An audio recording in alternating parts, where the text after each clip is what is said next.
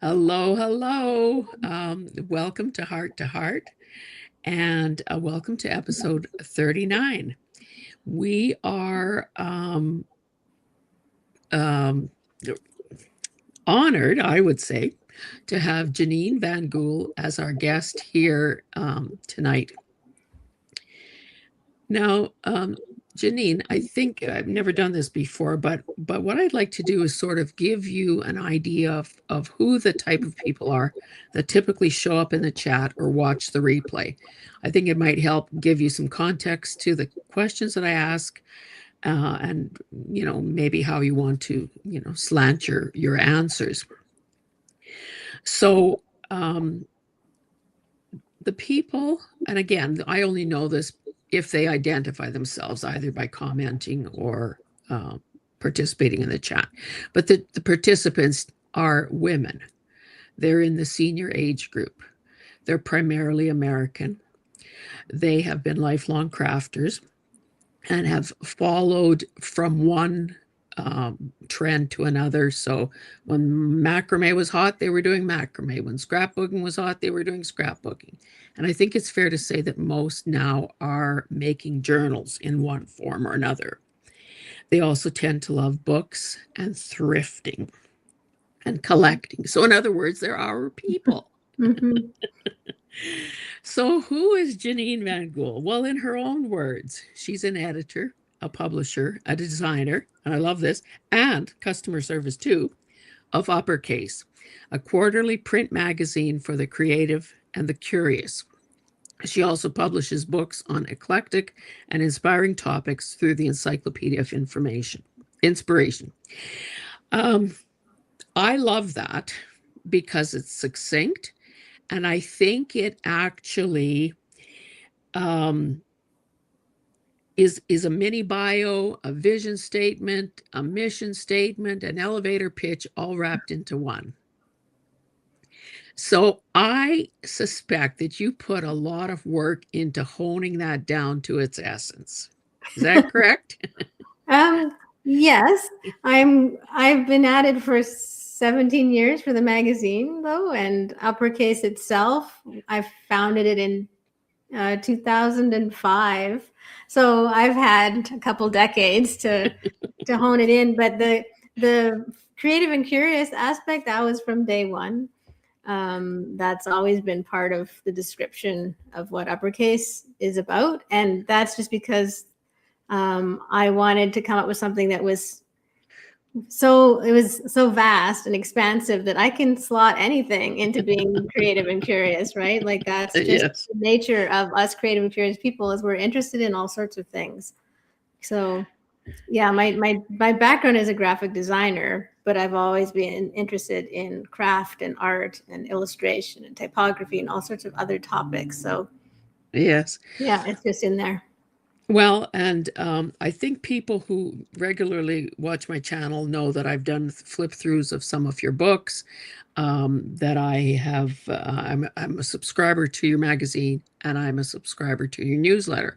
So I feel I kind of have a good overview of who you are and what you're about. But I always like to begin these interviews with sort of the origin story. Now, I know that you have shared, probably maybe in the magazine, maybe the newsletter, maybe both, that you started making books at a really young age. I don't know, like maybe 9 or so. So I want to know, did you at 9, I'll say 9 just because that's the age that's stuck in my mind. Did you know at age 9 that you were going to end up where you are today as a publisher, an editor, a writer? And everything just fell seamlessly and methodically in an upward trajectory, and every step of your life was just taking you that much closer to the goal? Or was it more, you lived your life, and only when you look back in hindsight do you see that, oh, that door closed, but that door opened. There was a bump in the road. There was a detour. There was a, near collapse. And so, anyway, I'll let you say which way did it go. I think I've directed it. I've done my best to pursue what I wanted to pursue. So when I was a kid, I did like I made little books. So I would take found paper from around the house and staple it into little booklets and then draw things on them. And some of those were like little magazines. I wish I had them here, but they're at home. But I made a little tiny thing. It was called Crafts, and it was called Crafts Magazine, and I put a little TM mark on it. And then I had a little carrying case, and there was like 3 or 4 of these little crafts magazines that I made, and they're just drawn in like ballpoint pen, and they're like how to sew things, because I used to like I sewed when I was a kid.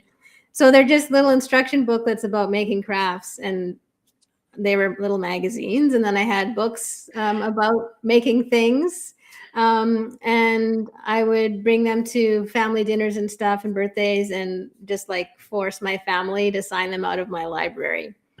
So, so that was very specific amount of time when I was a kid that I did that. And then I used to keep a sketchbook, like when I was in high school and I was doing art and watercolor and those sorts of things. And then I learned about graphic design as a profession when I was in high school. I was like the high school yearbook editor for Me many too. years. Yeah, so that's training of bringing text and images together, making books.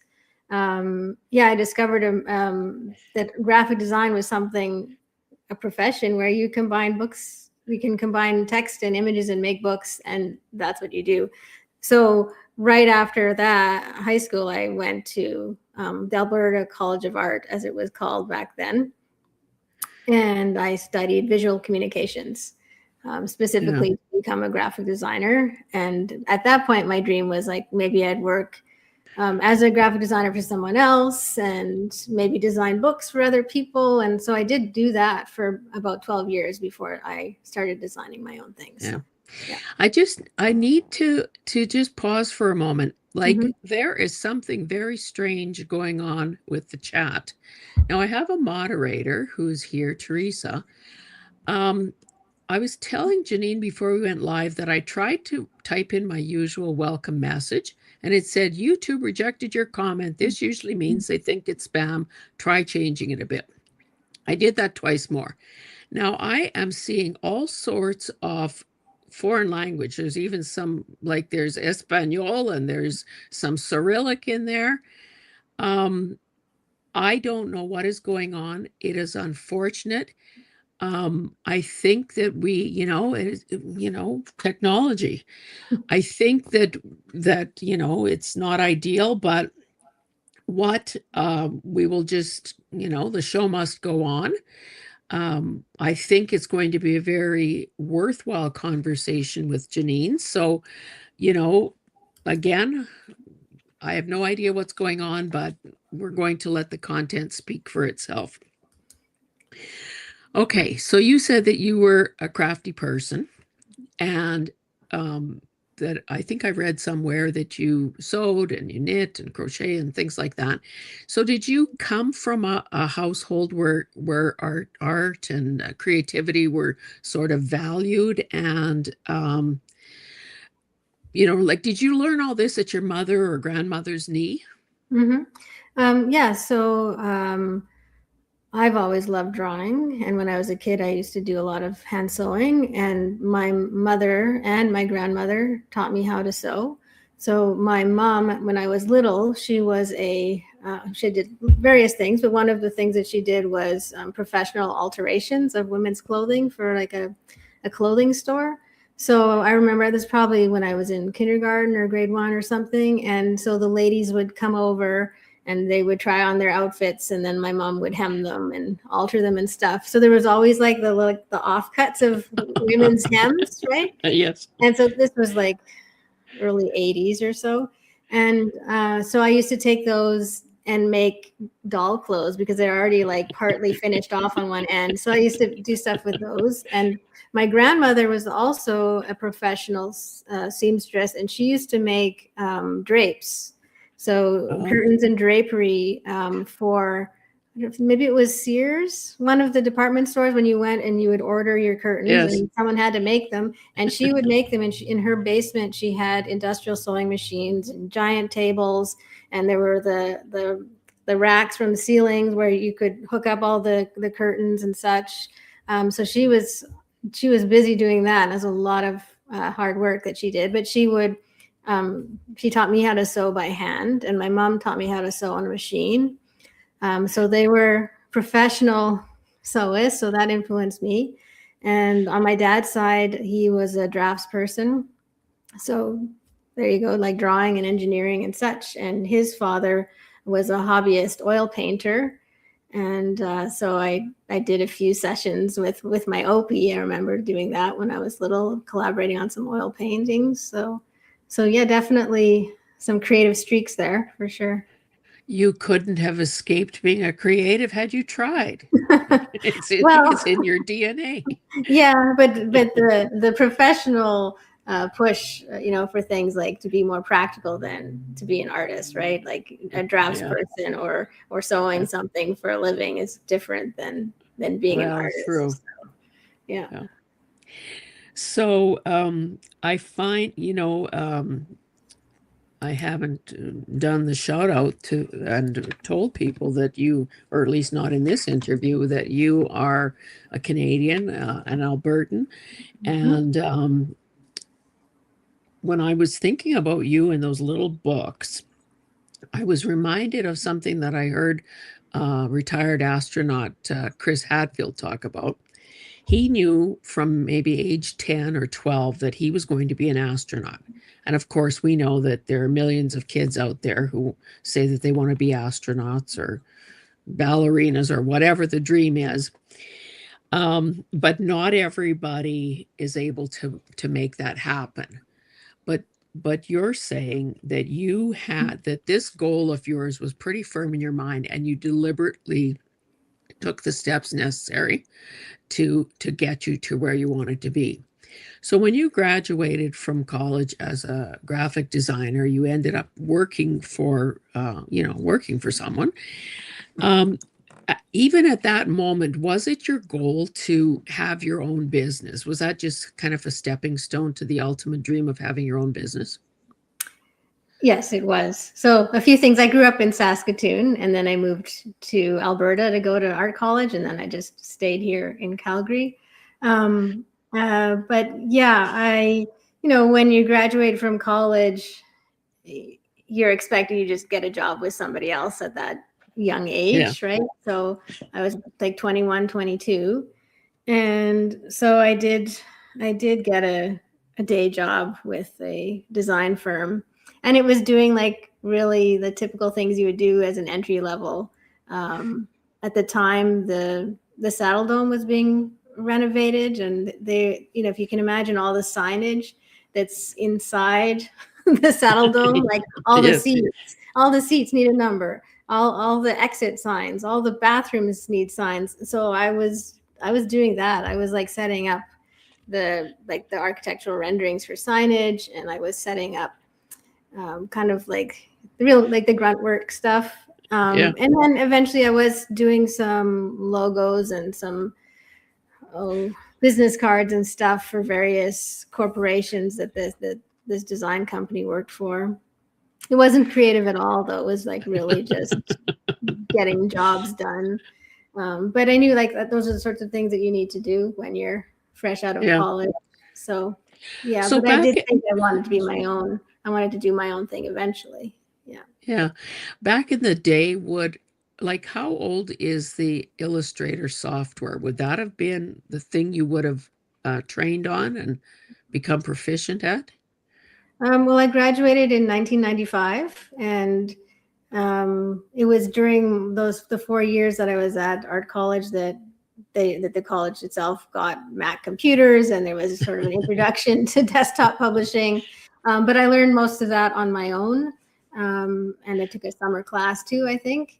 And I bought my own Mac computer. I think right when I graduated, or just the last year of college, I can't recall, but I had a computer fairly early and learned how to use Cork Express back in the day, and then all the Adobe the Adobe products like Illustrator and Photoshop. So Yeah.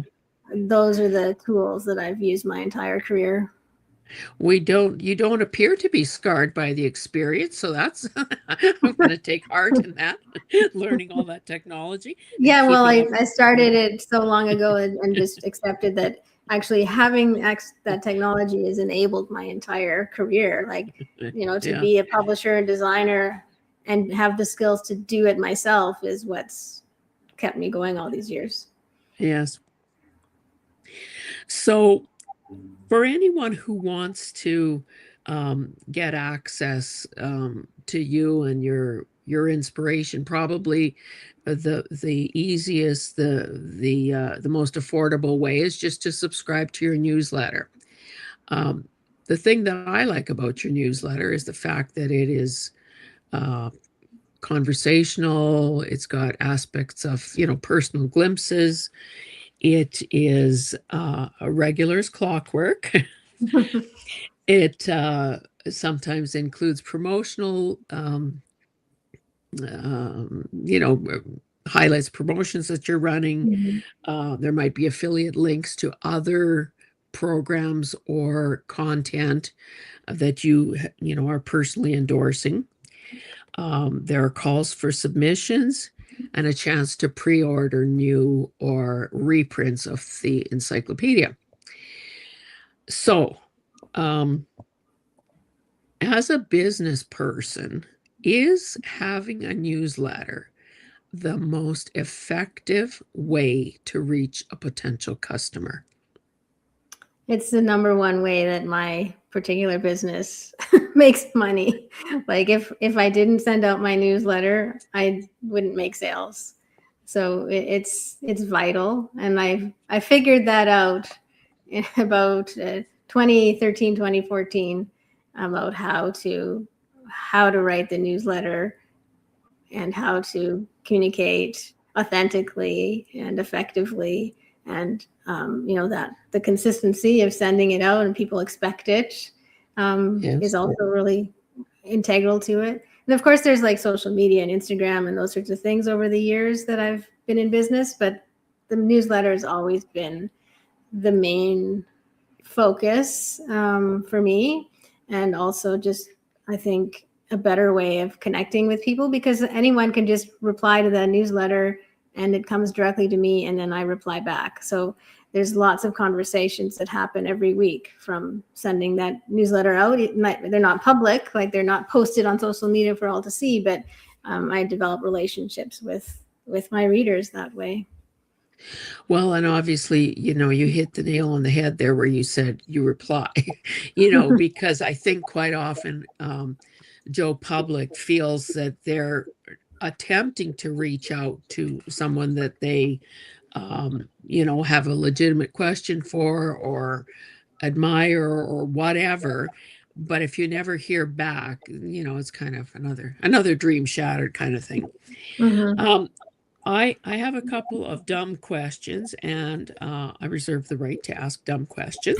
So There are here no dumb here's questions, right? here is one. Is a newsletter always and only linked to having a website? So in other words, no website, no newsletter. No, you could have a newsletter without any website, I think. Depends Oh, depends why you have a newsletter, and why you want to talk to people, I suppose.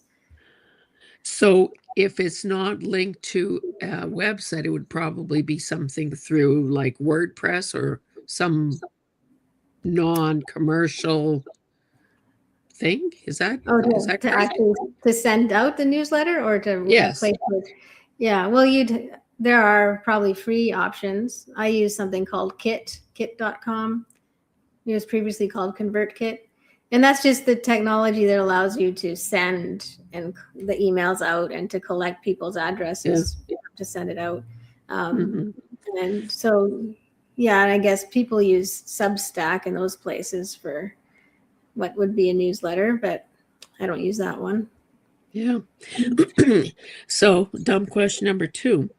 For practical purposes, is there any real difference between a blog and a newsletter? or do they serve the same purpose? Um, Are well, they I think interchangeable?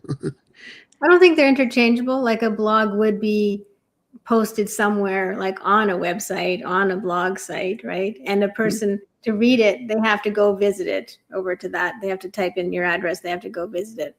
But a newsletter is sent out to people who have already provided their contact information to you. So they're inviting you to come into their house as opposed to you Yeah.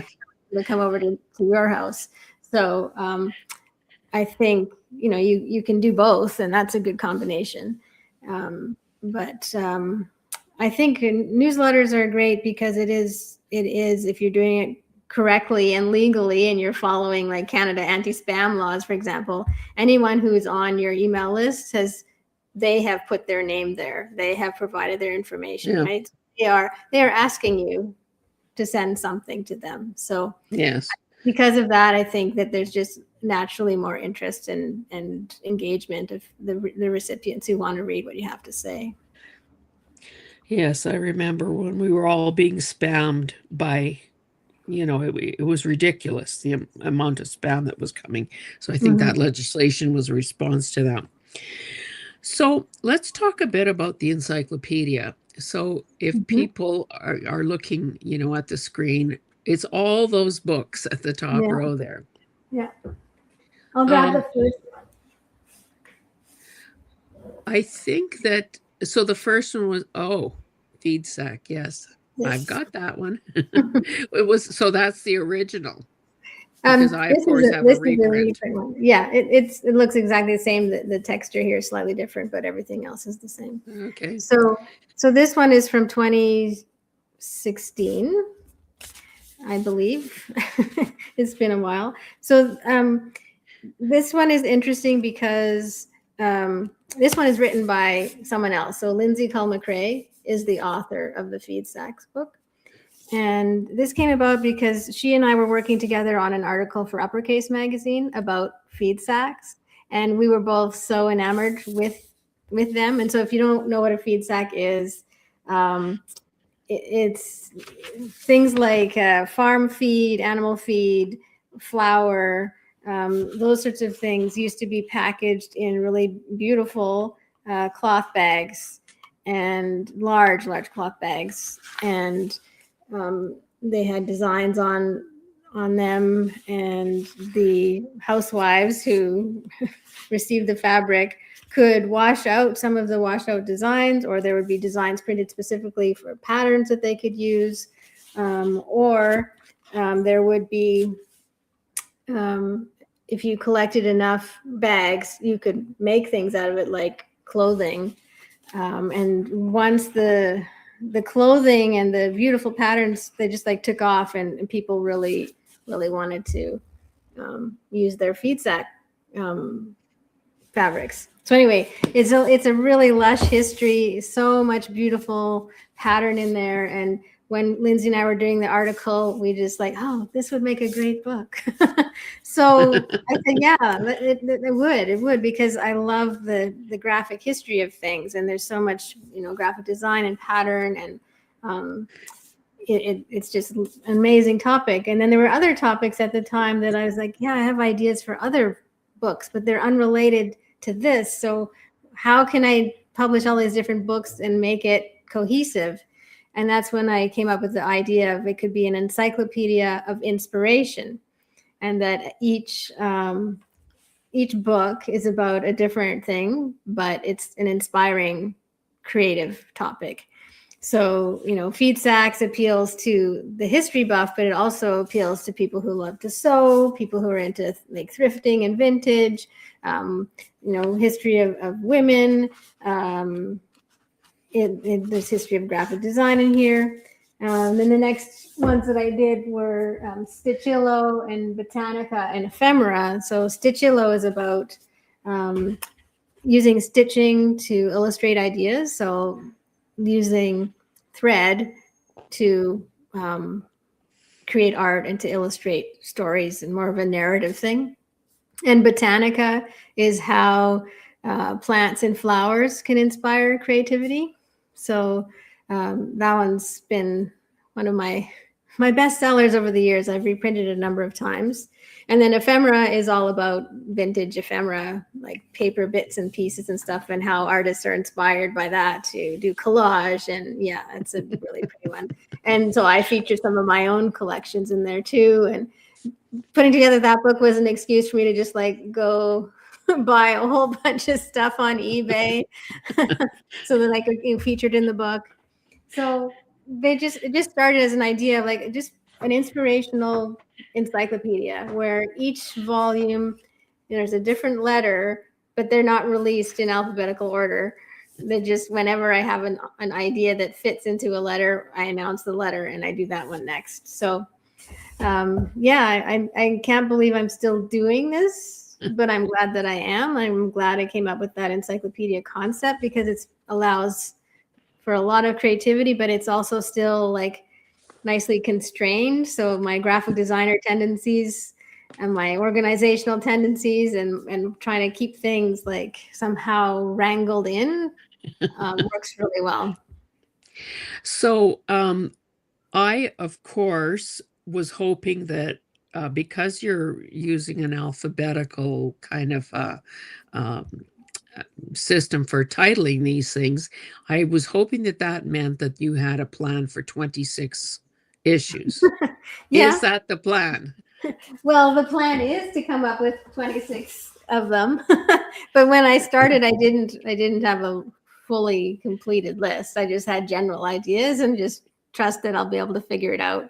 So I do have a nice alphabet going so far with 12, 13 of them. So yeah, I have a list now of ideas for letters that I haven't done yet. And sometimes people email me ideas. Hey, Janine, have you done anything for the letter I yet? So yeah, but it takes like a year or so to do each book. So this is a long-term commitment. The first few years I did too many. I did like two books a year, I think, and that was just going to burn me out. So I'm a slower pace now, about one book a year. And sometimes they have an author that I collaborate with, but most often it's me interviewing various people and writing about it. Okay, a couple of things. Quilting is quilts is coming out next. I guess my copy will be en route anytime. So that's going to be lovely. I would like to, on behalf of everybody who's listening, suggest that J come up quite soon. J for journals. Because I think that would be really all-encompassing because like even though I personally don't like the term junk journals because I think it devalues what we do, but those of us who are making books, who are making journals, you know, and I think from your, if you were to use that idea, you could include junk journals and art journals and glue books and that whole Can you see? This is my plan for the J, and the J is the next one. And it's not called journal, but it's called Jot. So that's the next encyclopedia. And it is about there's artist books and junk journals and commonplace books and diaries and all sorts of things. So the concept of J for Jot is writing things down. So yes, you know, when you, in a little notebook or yeah, and it's still in formulation here, but my plan is going to be it's an A to Z inside inside the alphabetical books. The J, the A to Z of different ways you can jot down your ideas, and so not only from a paper standpoint and book arts, but also maybe some of like the writing tools as well, like calligraphy. And yeah, it's a big list so far of ideas. And so in the next few months, I'll be refining them and figuring out like who I want to feature inside J for Jot. But yeah, that's there will be That journals in it, and there will be junk journals, and there will be journal makers, and people who make the books, and then people who take the books and decorate them, and maybe like fabric books, all sorts of things. Wherever you can yeah. like jot down your ideas, that's what it's going to be about. Well, I'm very encouraged and excited to hear that. That's wonderful. And Mm-hmm. I think, anyone who's within the sound of our voices will be happy to hear that as well. I read somewhere, that, and of course, I mentioned in your newsletter, you're always doing calls for submissions. And when I Googled you to get a little more insight into who you are, I read in one of the interviews that you have published somebody as young as 13 and as old as a 91-year-old man. So, in terms of, submissions, and I guess, you can talk about all the sorts of things that you invite submissions for, which is, well, you explain it, Sure, sure. the circle and so on. Yeah.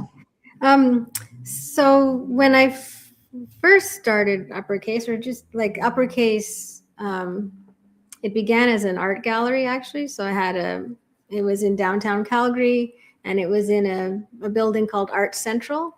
And there's 3 levels, and there were different art galleries and a coffee shop and a restaurant. And I had my gallery in there. It was called Uppercase Gallery Books and Paper Goods. And so I had a public facing gallery, but I also still did graphic design for my clients back then. So I would have to curate gallery exhibitions each month for this studio space. So I started inviting artists to contribute. So I would come up with a theme and say, I'm having a show about tree houses as a theme, for example. And my local friends and people who read my blog and got my newsletter at that time would submit art for the gallery show. So before I had the magazine, I was curating physical art. And so when I decided to launch the magazine, then having that community aspect and inviting people to submit work was really important, because that's how I kind of cut my teeth on things, on becoming a curator, was actually having a physical gallery. So each issue of the magazine has a section that features work from its readers. And that has grown a lot over the 17 years of the magazine. And it's an integral part of each issue.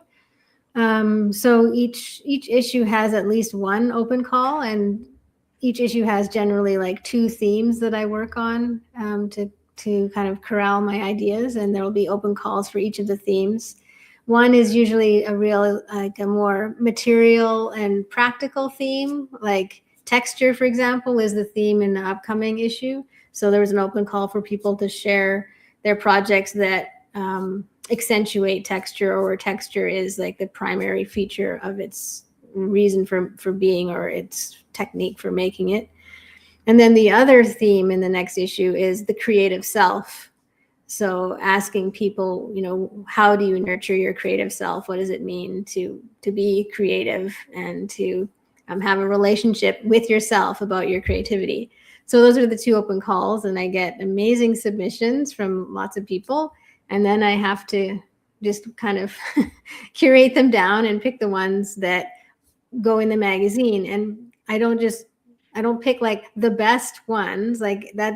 There's no the best or better. It's just more like, what is the sampling that represents the people who submit and read to the magazine, so that I do show a range of different abilities. And so that might be someone who, like in the next issue, there's someone in high school who submitted her work, and so she's being published. And then there are people of all ages up who are included. So I like showing that variety, and I like featuring people that are either brand new to art or have been professionals for a long time, because I think every point in that journey, there's something inspirational for someone else to take as an example and encouragement for them for their own creative journey.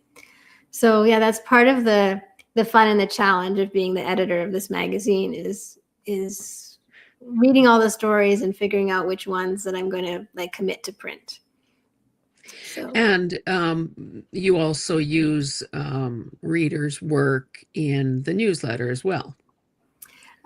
yeah, so I have two newsletters, and the one that I send out on Tuesday is generally what I'm doing and talk like about behind the scenes of Uppercase. And then I have another one that I send out occasionally, mostly on weekends, and that one I call All About You. And that's reader submissions, and people send me examples of their work or their portfolio for that newsletter. And so that's the weekend one is sharing what readers are sending my way. So that's obviously a wonderful opportunity for some exposure. Mhm. You mentioned the schedule of printing or getting a volume of the encyclopedia done. I read somewhere that the Notions book took you 2 years because it was um, Yeah. so intense, I guess. So filled. Yeah, this one is a bit of a. It's more similar to the Feedsack book in that this one's about history. It's not just profiles of various artists. So this is one that I researched and I wrote it, and it took a long time. And it's I think you did a flip through of this one, did you? Or I don't know. Yes. Yeah. So this one is going through the different kinds of sewing notions you can have, like bias tape and buttons and zippers and scissors and sequins and all sorts of things.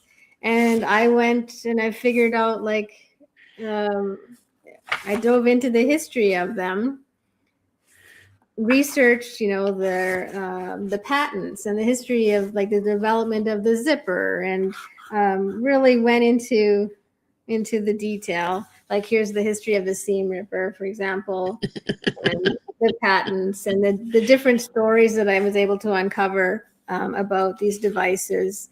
So it was I really enjoyed this. The research was incredibly fulfilling, and I love pouring through like old newspapers, from the 1890s, for example, or 1880s, and reading the advertisements and the articles about all these different technologies, they were technologies of, measuring tapes. And oh, yeah. So it took a lot longer than I thought, because my original idea it didn't go so in depth as to what this turned out to be. But as I started writing it, I realized that there's so much here that I want to immerse myself into. So Yes. yeah, I really went all in on this one, and I'm very pleased with how it turned out. And um, with all of these books that I put together, they're fairly timeless. Like the topics are timeless, and the people that I feature, the various artisans, they're not. It's not trendy. It's just like I Yeah. think when someone creates work that is really meaningful to them and deeply rooted in their identity and their personal history, then the work is always timeless. So I try to feature that in the books. Well, and I think speaking myself as a book lover and knowing so many people in the chat and people who watch our YouTube channels are book lovers as well. We highly prize some of those books that are vintage, that are antique, and it's practically an orgasmic experience to be able to touch the old paper, to look at the style of illustrations, to see how the more things change, the more they stay the same, and that there's a repeating of theme and style and so on over the decades and over time. So um I'm not in the habit of blowing smoke, and I am, tamping down my urge to do a little fangirl gushing here. But let me just tell you that your books are so beautiful that they are the sorts of things that I think people would include as a bequest in a will. They're not the sort of thing that I can imagine anyone parting with, to be honest, just because they're so well done. You know, um, many of us thrift books for content, and obviously buy new books as well for our extensive libraries. And in my opinion, there are books that are useful for the information, and then there are books that are beautiful. But it's quite rare when both things come together and they are both informative and beautiful. And I think the Notions book is a perfect example of that. For people who may not know it or may not have caught this, as some of the content on my channel, I have done, I think, probably flip throughs of 3 of the books. Most recently, I think about a week ago, I did the glue one, simply as a way to prepare people for this interview and get them interested. When I was doing the flip through on the Notions book, I was getting high on the ink fumes for one thing. but other than that, I was flipping through and I'd come to a part and I'm thinking, and I found myself reading passages aloud and whole pages. And honestly, the people who watched it and commented on it, they loved it. They found it so inspirational. So, you know, people might want to look those videos up. Well, thank you so much, Hazel, for the compliments. I'm like pink. I'm like embarrassed. But Oh, it's just a reflection of your lovely poppy blouse. yeah. So I think the other thing that has so impressed me about you is the fact that, not only are you creative and talented, I think you must be incredibly hardworking, and maybe we'll talk a bit about that later, but you're essentially a one-woman show. But besides all that, you're principled. So in the newsletter, you have not shied away from potentially controversial topics like COVID and tariffs and AI. And the reality is that we all have an opinion. Now, whether those opinions are informed or not is a whole other topic for a whole other day. But I honestly admire a person in business who is prepared to take a stand and state it publicly. And I just want to know what you have risked to do that. Do you risk pushback, haters, and trolls? Have you lost sales because of it? Because I think in a perfect world, we would all respect and understand other people's opinions, but that isn't the reality in my life experience. I think that there are people who can't or won't or don't respect and understand other people's opinions. And it is so, it's such a breath of air to have someone in the public eye who feels strongly about something and isn't afraid to be counted and seen. So what, like, was that a conscious choice that you took, or is that just part of your personality? We couldn't keep you quiet if we tried. Well, it's a conscious choice because I'm a naturally quiet, introverted person, and that's my nature, is to be shy. And I have worked my adult life to get out of the shyness, right, and to have self-confidence. And that self-confidence is built by understanding your own values and really staying in touch with your values and standing up for what's right, and being all right with if you lose some customers, or if someone doesn't share your opinion, then so be it. So yeah, it was a conscious decision, and it started in the first era of Trump.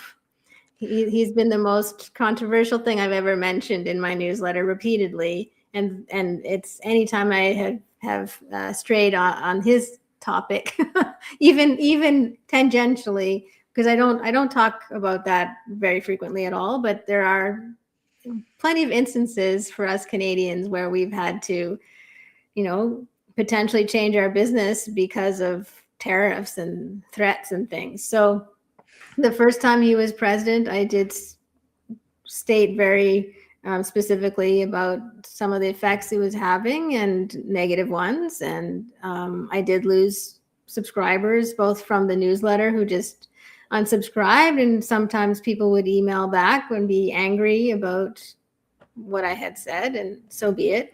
And a few people would request refunds, and oh well, right? I would rather have my books and my magazines and my newsletter read by people who appreciate basic human values and human rights and are open to various humanitarian things, right? Like I think we just need to be nice to each other. So yeah, after his first term as president, that's when I first started standing up for things because I saw that it was necessary. And the second round here has been even more so. And I'm very principled, so I've continued to speak out when necessary. And as far as COVID messaging, that is something that we continue to need to talk about because the pandemic it's not over and people are sick and there's lots of repercussions about COVID. So I do have in my newsletter every week, I have a little footer at the bottom that provides links. And sometimes if things are particularly alarming, I'll provide an update because we don't get that in regular media very much. And I still feel like I have a responsibility as a publisher and a media company, even if it's just me, to communicate what's important right now. And so the final thing I'll say about mentioning COVID is that I also volunteer with the World Health Network, which is a citizen-led collaborative, and I meet with them weekly and I work with them on their campaigns, and I've contributed my graphic design skills for them to help message the public about things that are relevant. So yeah, I put in the work. And because I put in the work and the time and the research, and I make sure that I stay true to my values in my newsletter. So I can't exactly stay silent now because I've started this. It's part of now of how I communicate and why I'm communicating. So Yeah. that was a long answer. Well, this is a platform for saying, what, Yeah. if I ask a question, then by all means answer it. Yeah, it's all very considered to be like, I don't put anything in my newsletter that I haven't really thought about very deeply and haven't thought about the consequences. So I'm willing to lose subscribers if that's what happens. Yes. Well, and I think that it does take courage. I know that in my own platform as a YouTube content creator, or through these interviews, I've sometimes said that I think the pendulum has really swung into the area of political correctness. Everyone is so afraid of everything these days that we can't seem to utter the truth even if it's staring us in the face. And I in particular have no desire to be watching videos, again I'm talking YouTube, that are so where the host is so perfect and so politically correct and so sanitized and so seemingly devoid of any DNA, because they're so intent on not ever taking a stand, stating an opinion, or risking the possibility of offending someone. And to me, that it doesn't feel right. So I just think that it's a breath of fresh air that you're able to own what you believe in and to stick with your principles. Mm-hmm. Yeah, this one here, this issue here, 47. This is the Black Lives Matter. I put that like right there on the cover, and I thought like that. I think this one is a turning point for me. This issue was to state my values like right there on the front cover, and to have Black artists on the cover and featured throughout this issue. So yeah, it's a conscious decision, and I think this issue was a turning point, and this just sums it up. Like Yeah. that's what it is. Like, so if I'm saying something that might be deemed controversial in my newsletter or in the magazine, it isn't actually really. They're all rooted in values of compassion and empathy and understanding one another and recognizing that, you know, we may look different, we might behave slightly differently, but we all share the same humanity. So Yeah. that's really been part of it. And Uppercase has gotten a little bit more in that direction as I've matured, certainly as a person, but also as a publisher and editor, and to get more confidence to be willing Yeah. to, you know, put things out there that some people might not like, but to Yeah. feel confident that I'll do it anyway because it's my publication, and I know that there's like a nice, lovely audience of generous people who feel the same way. Yeah.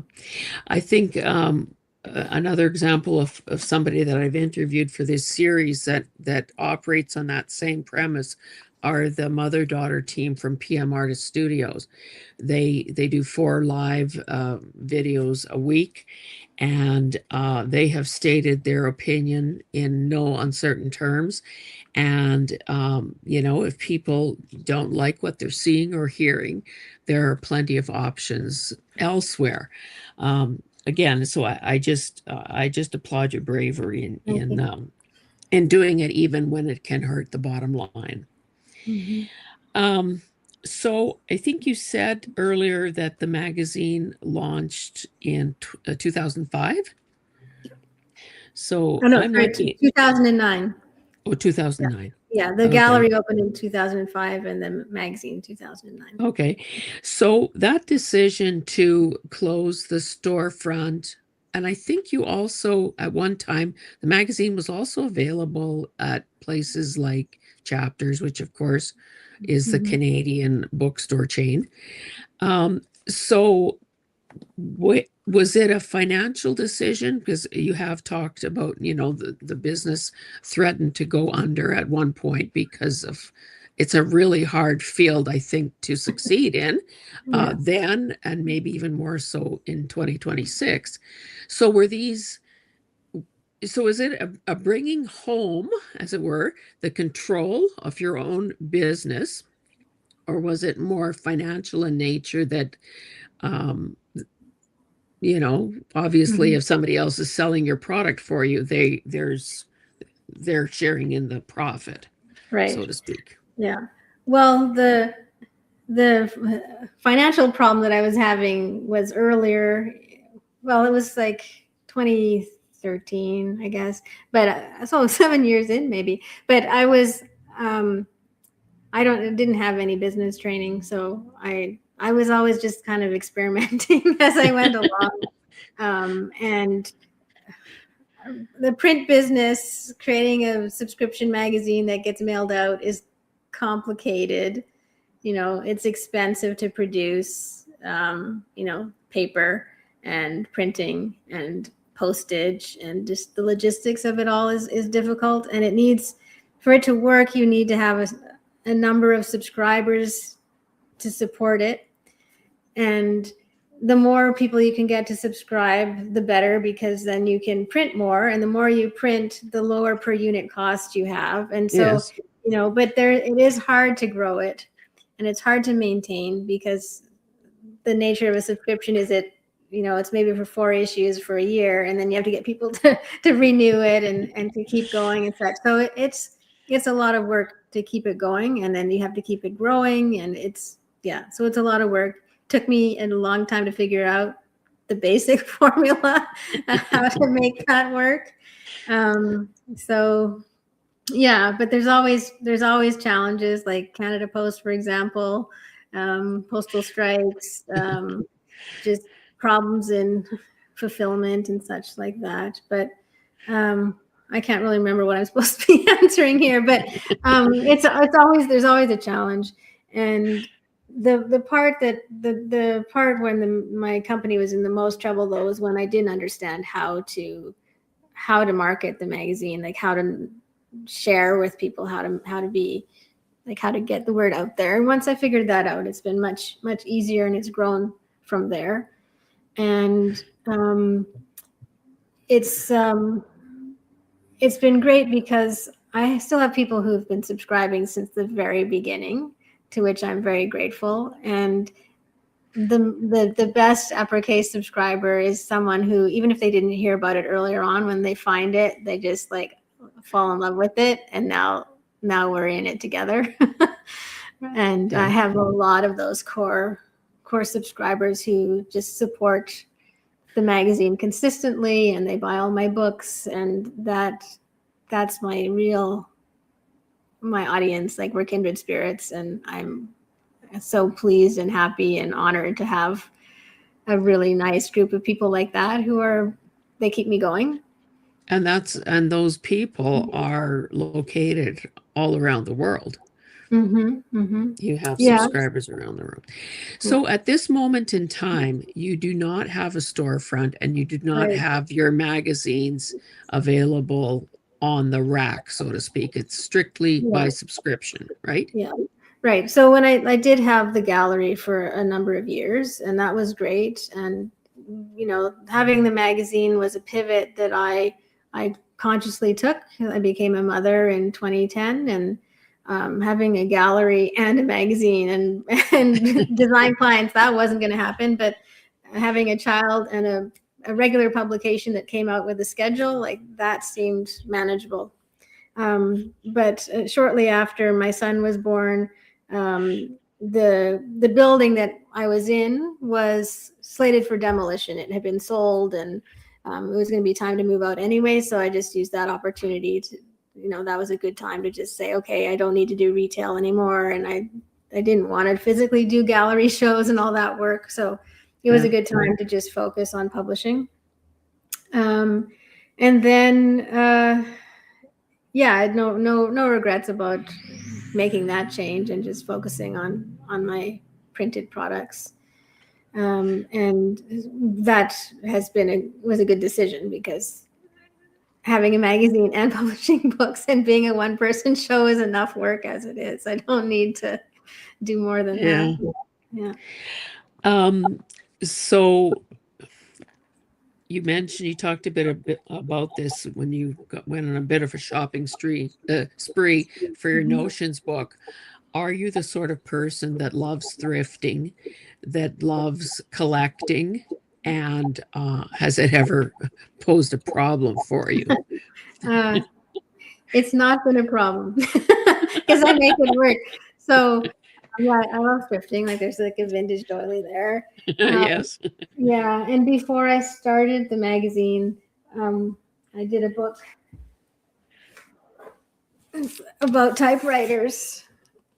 And so this one started before I became a mother. And this was one of those things where I was on eBay, and I came across some vintage typewriter tins, and I didn't realize that there was so much ephemera and lovely objects and things related to typewriters. Like, I know I've always loved typewriters. I used to want to have one when I was a kid, and my mom was an executive secretary for a while, and I used to go to work with her and use her typewriter. And I think, like, typewriting is like it's publishing, where you have your thoughts and you're publishing them onto that one piece of paper. Anyway, so I got interested in typewriter memorabilia, and I started collecting it, and it was getting out of hand. Like, I had no reason other than I just wanted the stuff. Like, I was just interested. I was just a passionate collector. And then I realized, well, if I'm going to be a mother, I can't just collect all this stuff anymore. Like, that's just irresponsible. So I decided, well, if I make a book out of it, then I really have to collect more stuff. So that's what I did. And I went full into the typewriter obsession mode for a number of years, and then made this book. And, this was a big one. It was another research project, but mostly this was full of images. And this one came out when my son was 5. So it had a long gestational period to create this. But that's an example of how my collecting and interest in ephemera, it always has a reason. I make a reason. So this is a good one. I thought I was the queen of rationalization, but it sounds like you could give me a run for my money. It is funny that you lifted that book up because, well, as I told you before we went live, I thought I had a very good basis for the questions I was going to be asking you and where I wanted the discussion to go. But I thought, oh, what harm would it do in, Googling Janine and see what comes up? Well, and that's how I learned about the typewriter book. So, one thing leads to another. Before you know it, I click on a link and I see that there is one used copy available, well, a few hours ago on Amazon for only $404. Yeah, that's ridiculous. Don't do it. Don't buy it. So note to self, I'm thinking, okay, make sure you ask Janine if she has any plans to reprint the typewriter book. I did. And this is one where Trump dumped on it. Oh, because this particular book is really it's expensive to produce a hardcover in Canada. Normally everything, all my books, the encyclopedias and the magazines are all printed in Winnipeg, actually. But the typewriter book, because it's a hardcover and there's other things that it was expensive. So the original one was printed in China, and then when it was announced that Chinese goods would have tariffs on them, I would have had to figure that out and wonder, am I going to be able to import this? Because about 60 to 70% of my readers are actually in the United States. Yeah. So I had it all ready, like I had the print quotes, and I was going to do it in 2025. But with all the uncertainty, I had to put it aside. So I think to myself, I'll ask the question. So now we know the answer. Mm-hmm. But then I keep thinking a little longer, and I'm thinking, well, this is an interest that I seem to share with you. I love typewriters as well. My favorite one, I wrote down the model, is a Smith Corona Calypso in turquoise, which I'm very proud of. And I have an old Underwood. My husband loves typewriters as well. So a few years back, for so hard to buy a man a gift. So I guess my daughter bought him a book about his interest in typewriters. So he comes back into the house earlier today, and I say to him, "Find me that typewriter book." Nice one. Nice one. Well, now you can sell it for $400. So then I reach out to my daughter and I tell her the story. I said, so how much do you only pay $300, right? And she says, no, I think I bought it at Find, which is a thrift store in Edmonton. So she looked back through her receipts. This is a used one. She paid $25 for it in 2021. Well, that's a score. So obviously that's a keeper. That is. Yeah, and nice family that did that for you. Yes. You can't see it, but actually up on top of my bookshelf, I have typewriters of every color, and I have this collection here, all of these Royal Quiet Deluxe. Those are all yours? I have this model. So I have one in gray and pink and light blue and teal and yellow and red and turquoise.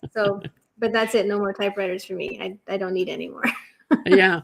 Well, and we have to, none of us can compete with Tom Hanks either. So. Oh, right. Yeah. Have you watched his documentary on typewriters?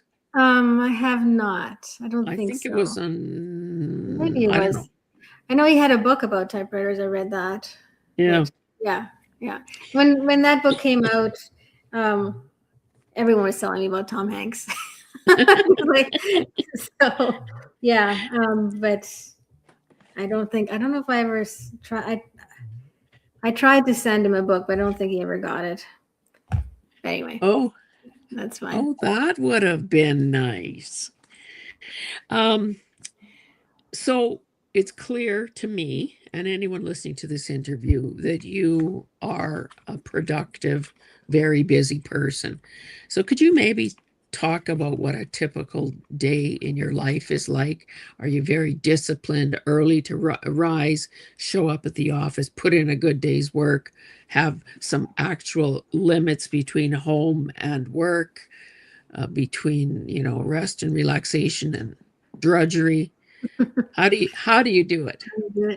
Um, well, I am lucky to have an office, so that's where I am right now.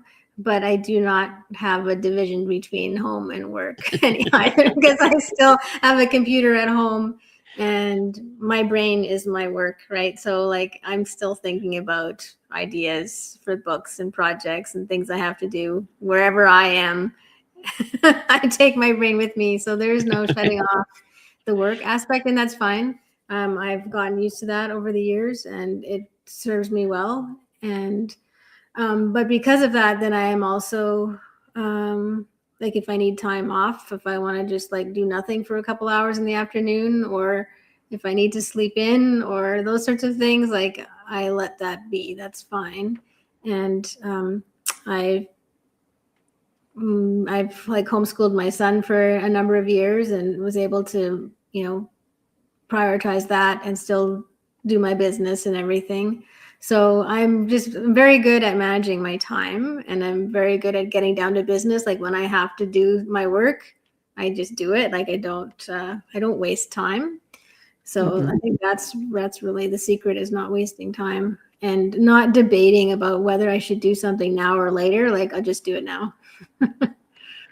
Yeah, I think we can all probably adopt that habit, or recommit to that habit, because goodness knows there are a lot of time wasting activities out Mm-hmm. there Mm-hmm. that can lure us away. Um, so you mentioned a son. Is he at all creative? Do you think that there will be? Do you have an heir apparent for the business?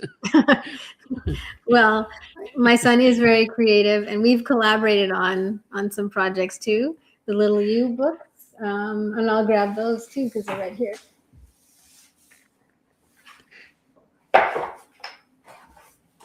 So yeah, these little guys.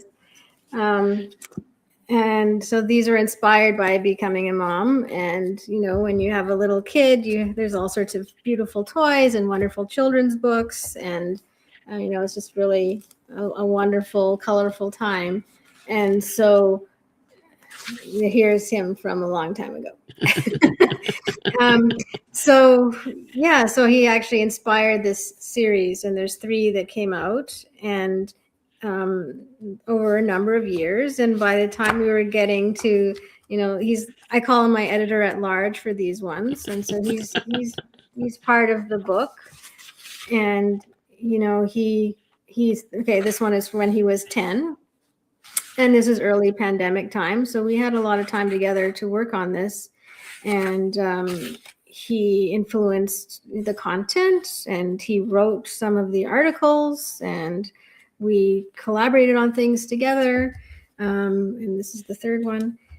And it was all done, always making sure that it was fun for him, and that, if he didn't want to do it, he didn't have to do it. And I did, like, mostly it's my magazine, but his influence is here. And he collaborated on some of the things. And yeah, so I'm not going to say he's going to take over, because he might have other pursuits, but he has definitely the creativity there, and he's a very good writer as well. So these are like, they're called Little You, and they're smaller, cuter versions of Uppercase magazine for the young at heart. So like about children's books and children's toys and surface pattern design for kids, and how children inspire grown-ups in their creative play, that sort of thing.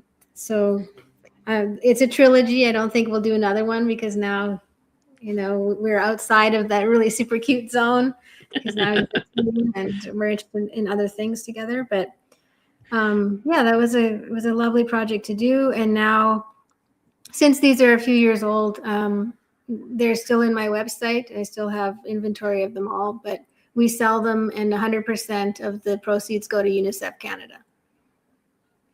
Well, that's wonderful too, that you've, that you're diverting the profits to a cause that you, excuse me, that you clearly believe in. Yeah.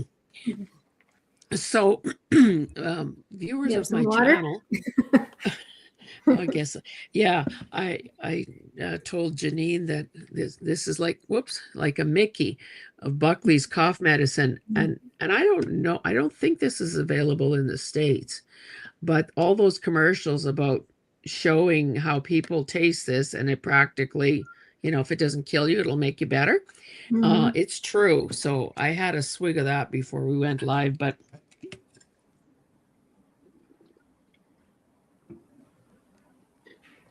so viewers of my channel will know that the first week in January, we went on vacation to Mexico. The one and only book that I packed was one of yours. And in that kind of a setting, I had the luxury of reading it from cover to cover, making notes, noting points of inspiration. And then I had enough time to begin reading it again. So I'm just wondering, what is your intention when you unleash a project out into the world, whether it's the magazine every quarter or these books annually? What are you hoping is the end result for the end user? Like, what are you hoping it brings into the reader's life? Well, I'm just pleased to know that you took it on vacation. So that's something. Like when something that I've created, whether it's the magazine or the book, that it's something that a person holds dear, even if it's just for the the week or two where they're reading that issue, that it becomes encompassing for them, like that it incorporates itself into their creative life, their life. And I think beyond that, because I've been doing this for a number of years now, I've heard back from people where they've changed what they do because of the magazine or a book, like that they were introduced to something they didn't know before, and now they're pursuing something completely new to them. Early in the magazine history, I did have some people who emailed and say like they went to school to study art because of the magazine, or people who changed their career because they didn't realize that they could do something creative for a profession, and by being exposed to all the different people who are profiled in the books and magazines, they realize, well, they're doing it, so I can do it too. So I think that's the sort of outcome that is amazing, and that makes me feel really proud to have contributed in some small printed way to provide someone the confidence and the inspiration to follow their own creative dreams and their own creative path. Yeah. Did you always have excuse me, did you always have the support of your parents? Because you know what parents are like. They want their children to succeed and not, become destitute, or heaven forbid come home and live off them. So, we say we want our kids to be happy, fulfilled, live the dream, but on the other hand, we also want them to be contributing members of society. So did your parents always support your desire to pursue art as a career? Or would they have slept better at night knowing that you were getting a salary Yeah. as a graphic designer working for someone else? Well, my parents have always been supportive, and always been supportive. So, but the funny thing is, the only time I ever actively defied them was when I was in high school, and you have to apply for college and university and such. And I mentioned that when I was in high school, that's when I sort of realized that graphic design was a profession that I needed to go to art school to learn that. And because I was always like a really good girl, that they just assumed that I was applying to university as well. Like, so I had top grades, like literally I had top grades in my school, and people were saying, you know, you need to go to university and study something like, I don't know, engineering or something. I was interested in physics. And, you know, I honestly, at one point I thought I might want to get into neurology. But being creative and an artist and a designer was far more appealing. So I just never applied to college other than the Alberta College of Art and Design and one in Medicine Hat. And they had just assumed that I had applied to these other places for my backup plan. But then when they realized that I hadn't done it and there was no backup plan, they supported me to go to art college. Yeah.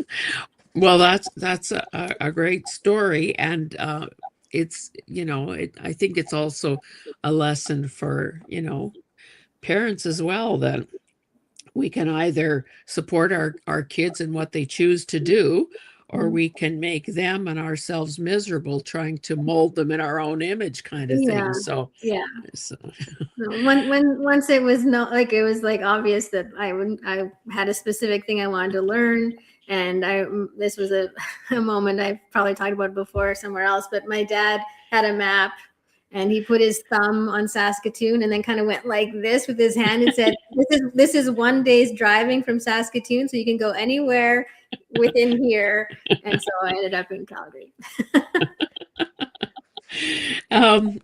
So you mentioned it just without me even asking about it, but I have sort of a series of questions that I have that has expanded over the course of this series, but you know, they're typically just for fun and some unscientific research. I always ask the introvert question, and you've already answered it. I happen to believe that it almost seems almost like a prerequisite for a creative life, not based on anything but other than a gut feeling. So the way you describe yourself as an introvert, is it the typical definition that you need solitary time to recharge and to, you know, engage with that brain of yours? Mm-hmm. Because extended exposure or extended interaction with people can be draining for some of us. Yes. Yes. So, yes. I don't know what to say. Partly, you know, when the pandemic began and everyone had to stay home, I was like, oh, okay. Yeah. There was not much difference. And I have really just honed in on that skill of mine to to just do what I need to do and to enjoy it. Like I thoroughly enjoy what I'm doing. And so yeah, there is not a lot of external distraction like out and about, that sort of thing. So my introverted tendencies have been one of the reasons why I get so much done, I guess, is because I don't need to go out and do more things. I just prefer my own little world. Yeah. Most of us can identify with that. Mm-hmm. So how do you feel about purple? Purple. The color purple. Color purple? Yeah. Well, my son is wearing a nice lavender shirt today. I don't know. I like it. I like kind of like a soft gray mauve color. That would be my favorite color, purple. You probably fall more in the red camp. I like pink and red together. Actually, that's what I like. Yeah. One thing I forgot to mention earlier or ask you about is you have designed some fabric for Windham Fabrics. So is that something that you intend to do more of, or was that kind of a one-off, or is it something that maybe your current schedule doesn't really allow for as much as it might have? Yeah. I've done 4 collections. I actually have one right here. I guess I use it as a mat for that's one that I did a long time ago. And these are actually patterns that originally appeared on the spine of my magazine. They all have a different pattern. So I'm still designing a different pattern with each issue, but I haven't had time in the past 5-6 years to come up with a collection for a new, like a new whole thing for fabric. But I would like to get into that again for sure. So a question that I have begun asking in 2026 is, are you the sort of person that picks a word of the year, a word that is going to maybe set the direction for you, that you maybe meditate upon, that maybe helps guide a behavior or thought pattern or something like that? I have not. Okay, I so didn't. I did not on purpose. I didn't want to. I didn't feel like I wanted to do that this year. I have in the past, though. Oh, you have in the past. Okay. Mm-hmm. Well, and hey, it's whatever works. Now you appear to be a sweet young thing, but I'll ask you anyway. What is the best part of getting older? Well, I am in my early 50s, so that's been interesting. um, I've just I'm going through a major life change right now that I can't talk about, but it's also been interesting, and it's changed the trajectory of my my future. So people can read between the lines what that might mean, but I'm thinking about it more than I did before because of these significant changes in my life. What it will be like to grow old, and a different vision of what I had imagined for my future, and I'm fine with it. Like I think being a creative person and having an imagination and a curiosity is what I continue to keep with me as I grow older, because those are the things that keep me engaged and interested and moving forward, and keep my spirit and my creativity active, is the curiosity about the future. So I don't know if that answers the question, but that's where I'm thinking, is like reimagining my future. Yeah. Well, and I think that and maybe it hasn't happened for you yet, but I think the other advantage of growing older is that we become more clear on what it and on who we are, what we believe, uh, what what we will no longer put up with. Mm-hmm. You begin to refine. There comes the recognition that life is finite, and do we want to continue maybe engaging with people that no longer enrich our lives? Do we want to continue to do activities that no longer serve us well, and so on?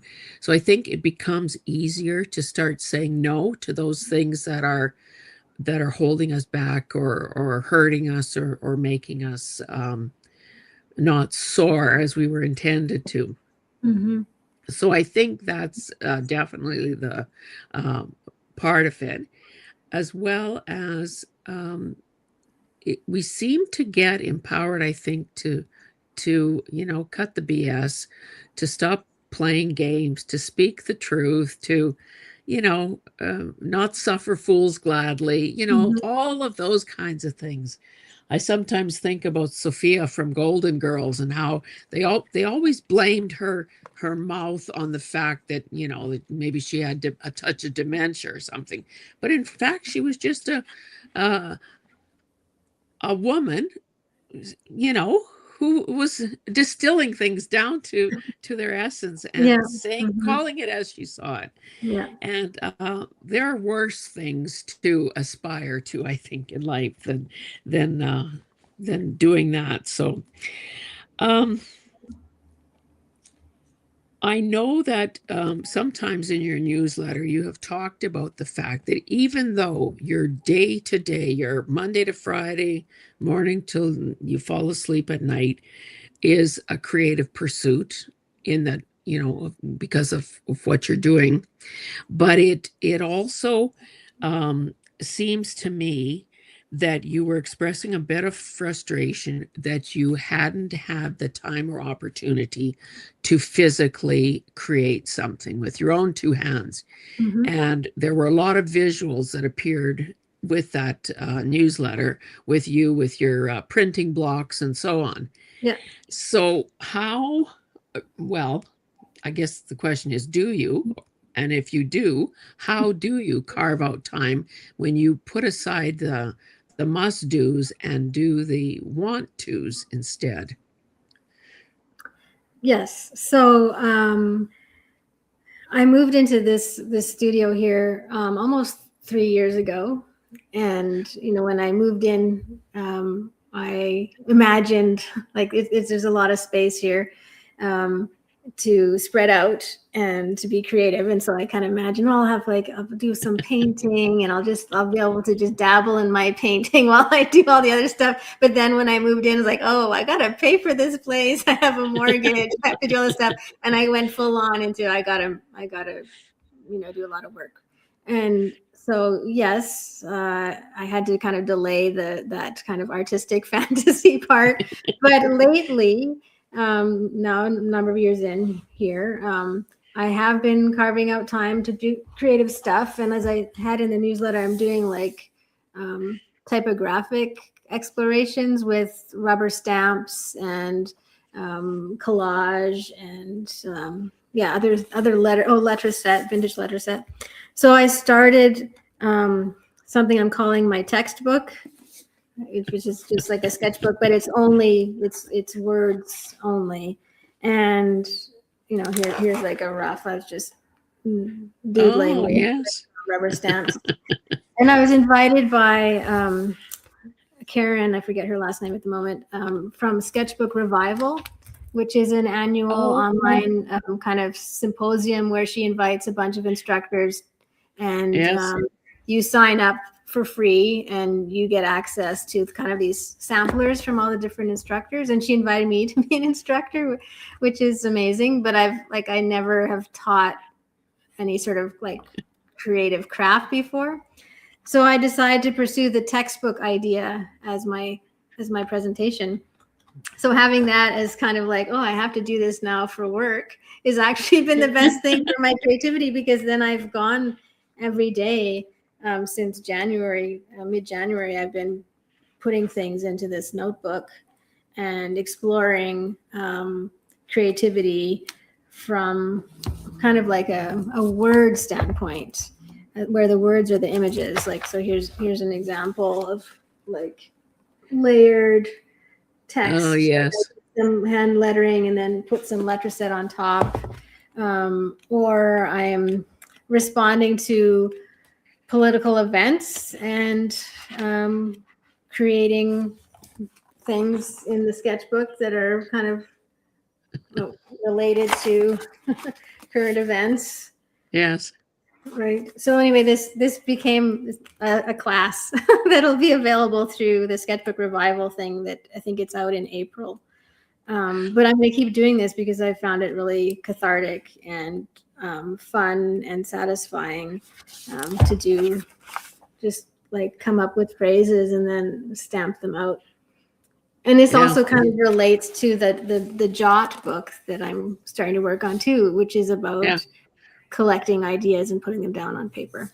So it's like it's a big multitask around here, but this has been really good to just like get actually inky fingers and to do stuff. And it's so quick to just like, I have an idea for a phrase and to rubber stamp it. I can do that in like 10-15 minutes. And so I can do customer service stuff and then just go over there and rubber stamp something. And it's worked out really well. I'm enjoying it. Actually, I took part in Sketchbook Revival this past year. Good. And it's Karen Abend. Yes. I think she's located in Italy, is she not? Or Greece? Somewhere. Yeah, I think she's in Italy. She's American, but living in Italy, maybe. Yeah. Yeah. And of course, who doesn't love free content? So I think truly we can all learn something from these little short-term things that some of these YouTube creators are providing. And Mhm. well, it's nice to know that you'll be part of it in the And next iteration. I learned a whole bunch of new skills about how to make a video, like a how-to video, and I got like the overhead thing from my phone, and I'm using a brand new microphone that I got last week to record this on, and so now I'm set up. Now I got to make more of those videos. Well, that's wonderful to hear. Next thing you know, that we'll find out that between 1 and 3 a.m. you're doing YouTube content creation. Yeah. Well, I think that I promised you that we would wind this down at the hour and a half mark because you have a commitment to your son. I just want to, and again, who knows what has been going on with the chat. It does seem that it settled down a bit. Somebody said that there were some bugs in something or other that YouTube had done. All I will say is that it has been such a pleasure to be able to talk to you in this way, to ask some of the questions that have been on my mind, as well as to provide some feedback as an end user of your products, to you directly. And I think that, as always, to the person who is listening, to the questions, to the answers, there are nuggets of information to be savored and acted upon and so on, if the person is willing to do so. I'll just close by asking you if there's any maybe word of advice or something you wish you would have known sooner. You've hinted at, or announced what the next book in the encyclopedia will be, so we'll be waiting anxiously for that. Mhm. What final word, is there something you'd like to say that I haven't thought to ask you? Well, a word of advice, I think it's something that I see a lot with through my readers is um, don't be afraid of creativity. Like don't be afraid to express yourself and try something, and don't be afraid to share it. Because I do hear from people who will email me and say, "Oh, I've like read your magazine for a number of years, and I'm just not ready yet to submit anything, but someday I want to be in the magazine." But actually, you're ready right now to be in the magazine, because like anyone can be in the magazine, and I purposely want to share different kinds of people, different kinds of art, different kind of abilities in the magazine. So I think people get afraid of sharing their work because they might be too self-critical, or they might be comparing themselves to something else. But if it's something that you've created and you believe in it, and it's from you and your heart and your hands, then don't be afraid to let other people enjoy it as well. So that would be an invitation for people who are reading to feel free to submit to the magazine. And even if I can't fit everybody in, which I just physically can't, I have heard from people, and I do think that there is also value in practicing taking that risk of sharing your work, even if you might not get published the first time you submit to something. Like the act of giving yourself the confidence that I'm going to go through this process and I'm going to share my work, and I have done my best. I'm putting it out there and I'm proud of this. And then you kind of walk away from it, and it just exists as a thing that you accomplished, whether you get chosen or not. You've done something that took courage. So I would like to encourage people to just do that. Like, don't hold yourself back. Don't get in your own way. Just try. I think that's wonderful advice. And I know that in my own art practice, I I've said I'm kind of sick and tired of being timid. I want to be bolder, be braver. Like what is the possible downside of being braver. There isn't any. So I very much have enjoyed this, and I wish you had a storefront, because I would have definitely wanted to stop in next time I'm in Calgary. But this has been the next best thing. Continued success with your business and your family and so on, and hopefully our paths will cross again at some point.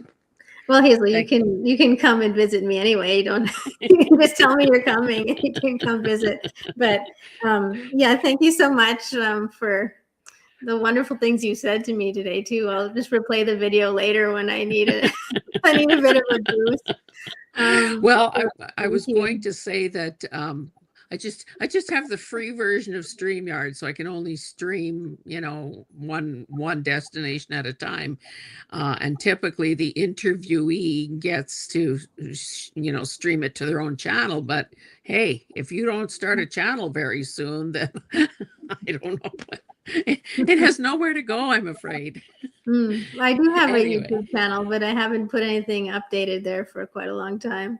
Oh, is that right? I didn't even know that. Yeah. Like I said, it's waiting for something. Yeah. Anyway, it's been a pleasure. Good night, everyone. Thank you for being here live in the chat, and of course, for anyone who joins us through the replay. Good Thank you night. so much. Okay, bye-bye.